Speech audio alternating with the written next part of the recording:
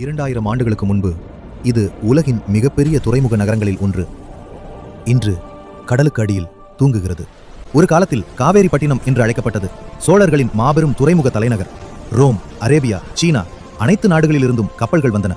பட்டு, மசாலா, தங்கம், இந்த நகரில் எல்லாமே இருந்தது. ஆனால் சிலப்பதிகாரம் ஒரு பெரும் வெள்ளத்தை பற்றி சொல்கிறது. ஒரு தெய்வீக தண்டனை. அது இந்த நகரை முழுவதும் விழுங்கியது. இது கட்டுக்கதையா?